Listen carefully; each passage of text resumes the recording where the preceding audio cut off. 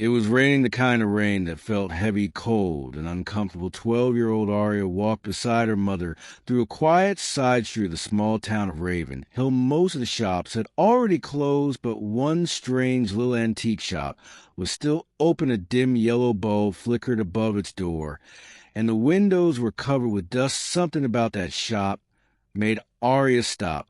She felt as if something inside was calling her. She slowly walked to the door and asked her mother if they could go inside. Her mother hesitated, but finally agreed.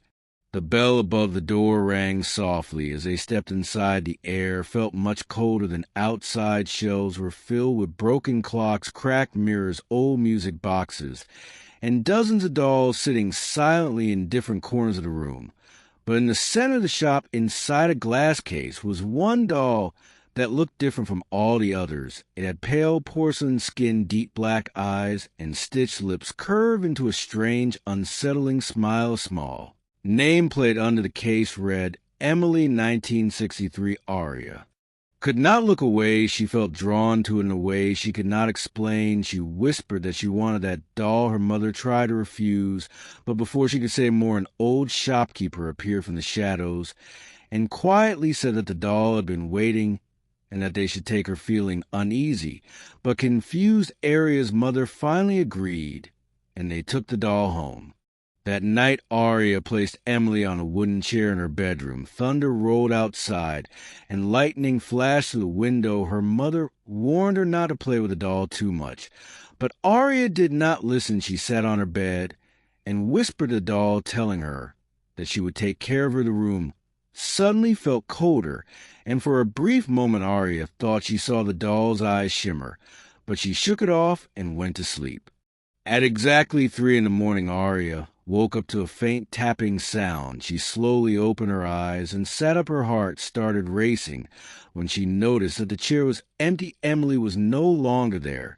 Then she saw her stand at the foot of the bed. Her stitched lips seemed slightly open, and a cold whisper filled the room, asking her to play. Aria screamed loudly. Her mother rushed into the room and turned on the lights, but Emily was back on the chair, exactly where she had placed her earlier.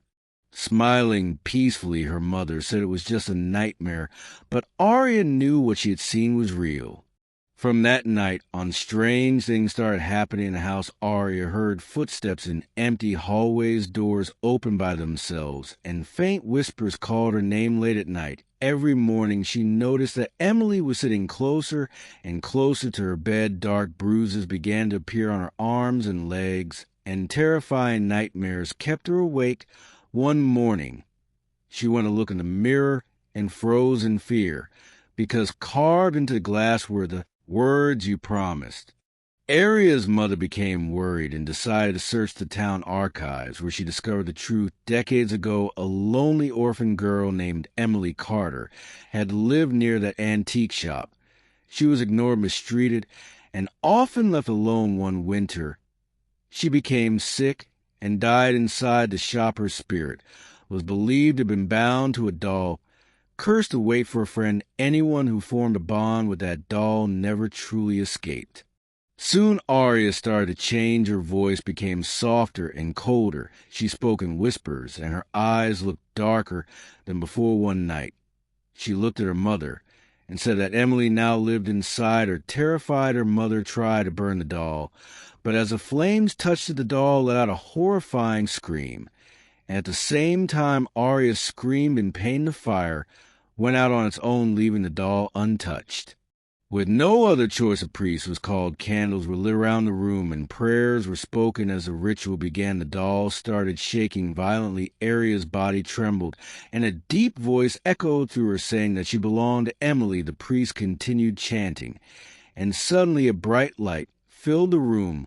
Followed by complete silence, the doll cracked and shattered into pieces, and Aria collapsed onto the floor. Aria woke up later in a hospital bed and slowly recovered. The house felt normal again. The whispers stopped, and the nightmares faded. Her mother believed it was finally over. The broken pieces of the doll were thrown away. But weeks later, at a landfill outside Ravenhill, a worker found a porcelain doll lying among the trash. It was perfectly unbroken and smiling, and carved beneath its feet was a new name, Aria,